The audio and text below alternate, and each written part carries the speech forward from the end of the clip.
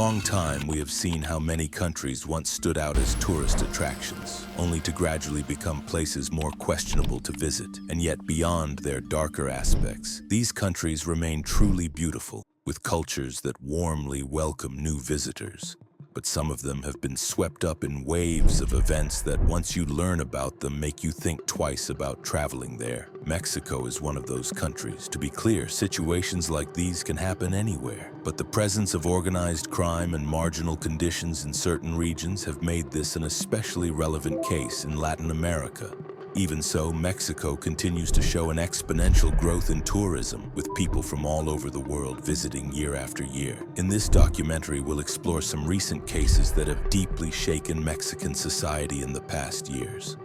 Don Alejo Garza, 2010. The story of this man became memorable. A brave figure who decided to confront in his time one of the most feared criminal groups in Mexico, Los Zetas. Don Alejo owned a ranch in Tamaulipas. He was threatened and ordered to abandon his property, but he refused. He chose to stand his ground. In the confrontation, he lost his life, yet he remains remembered as one of the few who openly resisted this group. From a more cautious perspective, of course, most would agree the safer choice would have been to walk away. Irma Hernandez, 2025. The woman you see here is Irma Hernandez, a 62-year-old retired teacher who had taken up work as a taxi driver in Veracruz. In many regions, groups seek to extort local residents for profit, a practice often referred to as protection money. Irma went missing on July 18th of this year. Soon after, she was forced to record a video surrounded by armed men where she warned that refusing the demands of the so-called Veracruz Mafia would have fatal consequences. Days later, she was found dead. Cases like this are tragically frequent in Mexico, but the story of this teacher struck a deep chord across the nation. Behind her tragedy lies a society exhausted by crime and by the inability of the state to protect its people.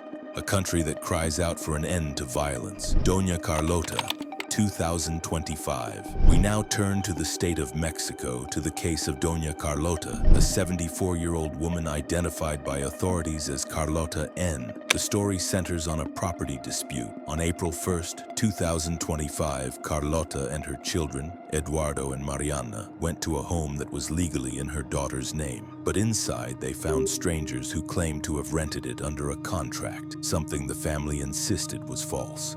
The situation escalated quickly. These occupants claimed they had paid 20,000 pesos, about $1,000 for a rental contract they presented as valid.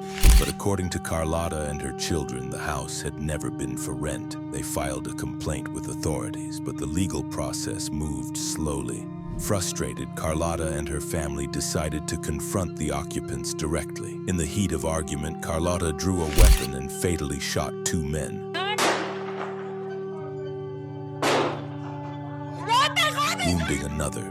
Afterwards, she left the scene but was later arrested with her children. Public opinion remains divided.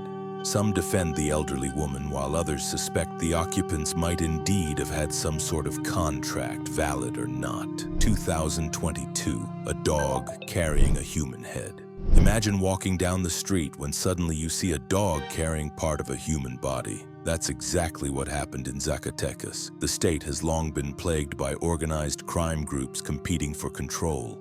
In this case, remains were abandoned near an ATM, along with a threatening message. Video footage shows the dog initially strolling calmly along the sidewalk, only to run when noticing a car nearby.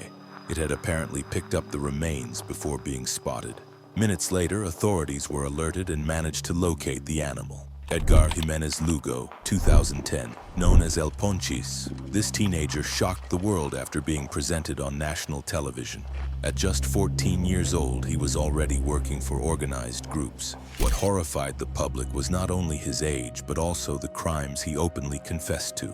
His case highlighted how criminal organizations are able to recruit and coerce minors, a phenomenon that not only persists today but has taken on new forms and wider reach. Born in San Diego, California in 1996, Edgar's life was marked by instability. His mother was arrested for drug possession when he was a baby and later deported to Mexico. He grew up in Morelos with his grandmother, who passed away in 2004. From then on, his life and those of his sisters quickly unraveled. Living in poverty and with little supervision, he and his sisters became involved in organized crime.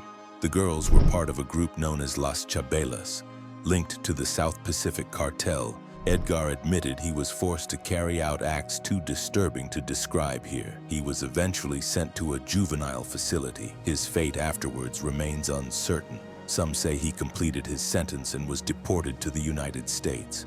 Cases like his are even more visible today, as social media glamorizes lifestyles connected to crime. But the reality behind them is far from what appears on screen. These are just a few of the cases that have shocked Mexico and the world. Yet despite these tragedies, Mexico remains a beautiful country, rich in culture and worth visiting at least once in a lifetime. With this, we come to the end of our documentary. Don't forget to subscribe to the channel to stay updated on the new content we'll be bringing soon.